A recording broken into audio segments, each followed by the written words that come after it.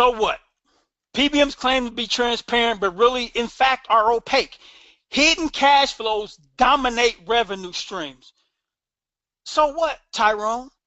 Well, that eventually leads to overpayments from the plan sponsors and then underpayments in terms of the amount of rebate, or what we refer to, because it's more comprehensive, manufacturer revenue going back to the plan sponsor.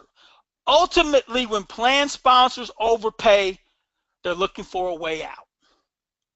And more times than not, it's increased cost share to the patient, which presents a whole nother set of issues, especially non-adherence. I got one more slide, and this is the big one, why you're here today. Non-adherence leads to increased hospital costs, both inpatient and outpatient. It comes full circle. In worst case scenario, people die. You've got the ability to make that call. People die when they become non-adherent. So what do? I want you to start, and this is what we're talking about here. I want you to start understanding what you pay a PBM to provide its services to you.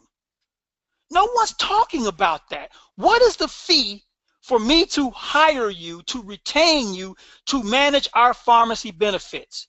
That is different than pharmacy cost at the end of the year.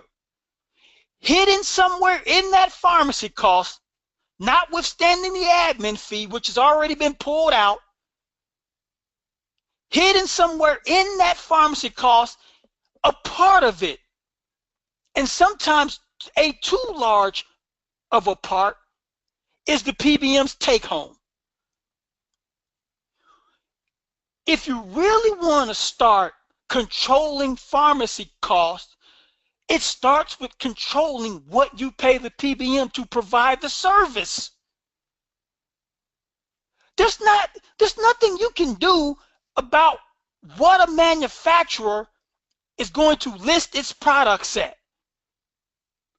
But what you can control is the markup. You can control the markup.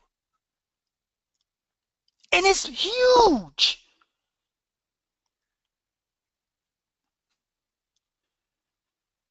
Here's how you define that. Now imagine a world where Ford or General Motors allowed a seat manufacturer to dictate prices to them. Doesn't happen. Doesn't happen. I need you to take on a Ford GM mindset. Here's how you calculate cost of PBM services. AF or admin fees, DF or dispensing fees, MR is manufacturer revenue, SP or spreads. This is all revenue the PBM puts in its bank account, minus CD, which are cash disbursements. Cash disbursements are revenues leaving the PBM's bank account. A couple of examples of cash disbursements would be: one, a share of rebates or manufacturer revenue that it pays back to a plan sponsor. Reimbursement to a network pharmacy. That's an example of a cash disbursement. Whatever is left over,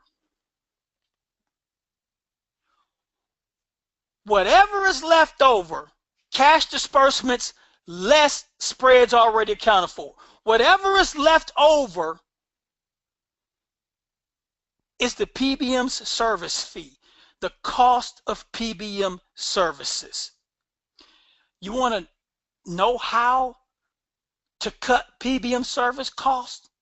50%? This is how you get there.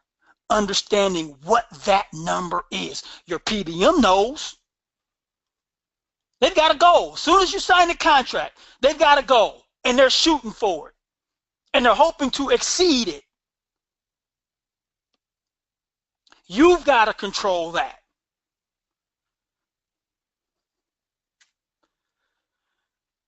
So I've wrapped up my portion here today, I went about 45 minutes, pretty good for me. I can go an hour on this. Here's a little bit of information about Transparent RX. You'll get a link to the recording of this webinar once we wrap up.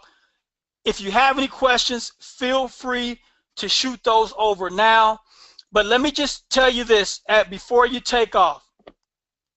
If you think you can take the information I've shared with you here today and go out and make monumental changes to plan design and cost and things like that, it's a lot more complicated than what I've shared.